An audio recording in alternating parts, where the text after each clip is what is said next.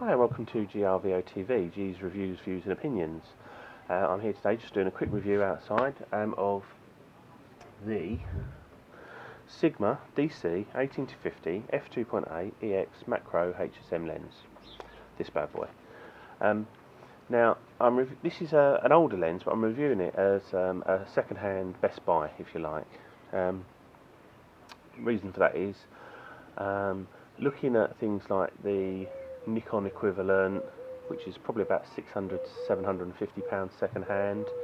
I wanted an f2.8 lens that didn't set me back too much money, but gives really good performance. Now, I've had one of these lenses in the past, the original f2.8, and I thought it was a wonderful lens. That, coupled with my Sigma 70-200 f2.8, I think is a fantastic pair of lenses. So if I just quickly go into the lens, basic construction, when you zoom it comes out and it shows you the macro scale on the front, so it doesn't move out far. When you manually focus, nothing changes. This is my only criticism of this lens, and I don't know if it is just this lens, but the manual focusing ring is a little bit slack for my liking. Yes, it is nice and easy to use one finger, but it just hasn't quite got enough resistance for my liking. That's my only criticism. In autofocus, works absolutely fine. I've read issues about these lenses with autofocusing, but then you can say that about most lenses. But this one, it's kicking in absolutely fine, and I've had no issues using it whatsoever on autofocus. The only other control is it's got a little lock function, so you can lock the zoom at 18mm.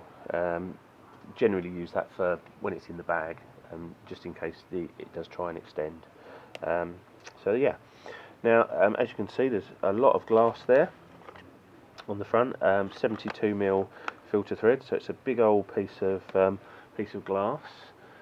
It's quite a hefty lump, and if I just pop that off, all metal at the back, and I'll just compare it to this is the 18-105 Nikon kit lens. So the 18-105 is quite a bit longer. If I extend that to 50mm, extend this to 50mm, not a lot in it. Obviously the 105 goes to that. However, weight-wise, much heavier. That's much heavier than the 105. It feels, the 105, it's got plastic fitting at the back where we've got metal on the Sigma. It just feels plasticky to me. Whereas this feels like a nice chunky bit of glass in your hand.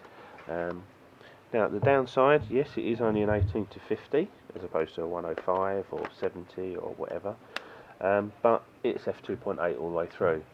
So zoom in doesn't change, your aperture, which ultimately, when you're looking at semi-pro or high amateur photography, you want f2.8 lenses to progress. Now, image-wise, no issues whatsoever. I haven't done a lot of photos with it, but I've done all my usual test photos. Because it's only a short range, 18-50, there's no problems with any sort of distortion at either end. It's nice and sharp. Yeah, you lose a little bit when you get to the edges. If you start pixel peeping around the edges of your photos, you will see it does lose a little bit of sharpness, but that is true of most lenses, apart from real expensive ones. But as a day-to-day use, I mean, this is, to all intents and purposes, a Sigma Pro lens. Now, I used to have the original version of this, and I did wedding photography for it, and I plan to do wedding photography with this. No problems whatsoever with it. Does it compare to the Nikon equivalent? Yeah, it's, image-wise, not a major problem. But the Nikon is going to be a better lens, don't get me wrong, in construction, build quality, and at the end of the day, you're going to pay for that. A second-hand equivalent, and I think it's like a 17-55 or whatever, as opposed to 18-50. The Nikon equivalent is going to cost you between 650 and 750 quid. This lens cost me a whopping £158, including postage. Now, for a 2.8 lens, in reasonably good condition.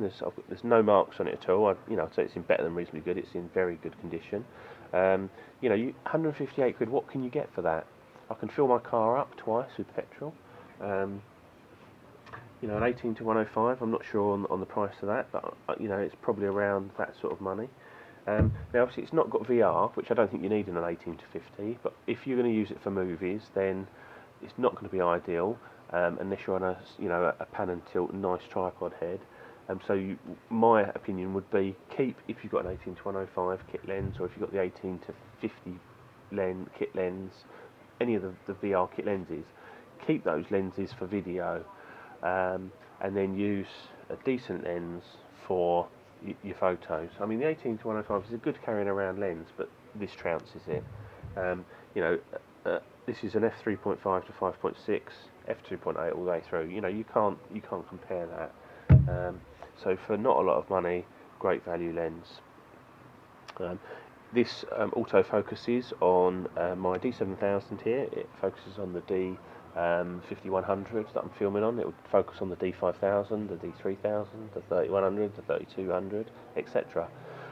Because it's got the HSM motors in it. It's a DX lens, so it's specifically for DX bodies, so it's no good on a full frame. You wouldn't want to put that on a D700, for instance.